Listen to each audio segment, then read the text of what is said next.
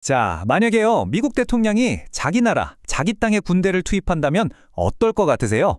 그것도 외부의 적이 아니라 바로 자국민을 상대로 말이죠.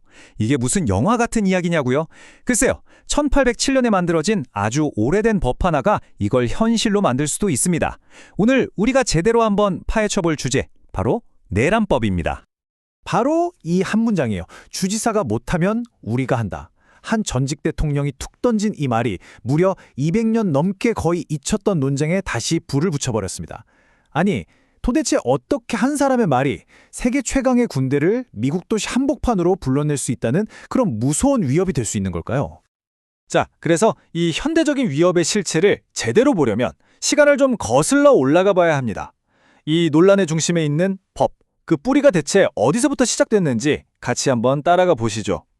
이게 그냥 옛날에 그런 법이 있었구나 하고 넘어갈 일이 절대 아닙니다. 생각해보세요.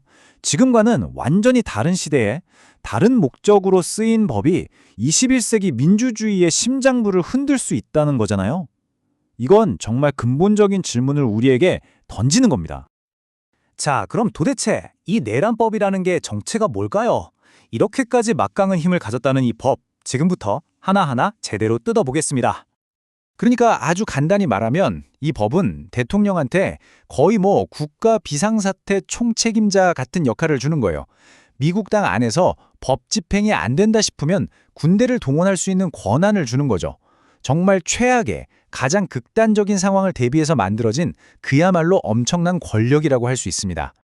이 법이 실제로 어떻게 쓰였는지 역사를 보면 이게 참 아이러니해요. 모순으로 가득 차 있다고 할까요? 보세요. 1957년에는 흑인 학생들의 인권을 지키기 위한 방패로 쓰였는데 1992년 LA 폭동 때는 시위대를 진압하는 칼이 됐단 말이죠. 똑같은 법인데 어떻게 쓰이느냐에 따라서 약자를 지키는 보호막이 될 수도 있고 반대로 국민을 겨누는 무기가 될 수도 있다는 걸 아주 극명하게 보여주는 사례들이죠. 아니, 200년도 더 된 법이 왜 하필 지금 이렇게 뜨거운 감자가 됐을까요? 왜 갑자기 뉴스 헤드라인을 막 장식하고 있는 걸까요? 그 답은 바로 지금 우리가 살고 있는 이 시대의 정치 상황 속에서 찾을 수 있습니다. 지금 보시는 이런 움직임들, 사실 하나씩 따로 떼어놓고 보면 그냥 그럴 수 있는 정치적인 발언이나 행동처럼 보일 수도 있어요. 근데요, 이 점들을 하나씩 연결하기 시작하면 좀 섬뜩한 그림이 그려지기 시작합니다. 혹시 이게 자국민을 상대로 군대를 동원하기 위한 밑그림을 그리는 건 아닐까? 하는 그런 불안한 생각이 드는 거죠.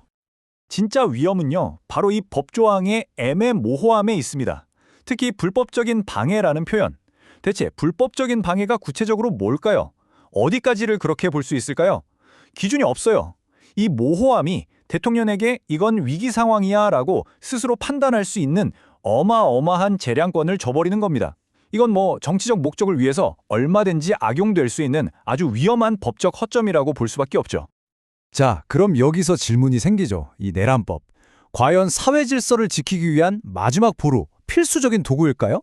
아니면 민주주의의 심장을 겨누고 있는 그야말로 장전된 총 같은 존재일까요? 이제부터 양쪽의 팽팽한 주장을 한번 들어보겠습니다. 이 지점이 바로 이 논쟁에서 가장 흥미로운 부분입니다. 찬성하는 쪽은 이렇게 말해요. 이건 위기 상황에서 질서를 회복할 수 있는 마지막 안전장치다. 일종의 필요악이다. 이렇게요. 반면에 반대하는 쪽에서는 이건 시대에 뒤떨어진 낡은 법일 뿐이고 우리의 자유를 위협하는 위험한 도구다 라고 주장하는 거죠. 정말 팽팽하죠? 여기 브레넌 사법센터의 말이 이 문제의 핵심을 정확히 꿰뚫고 있어요.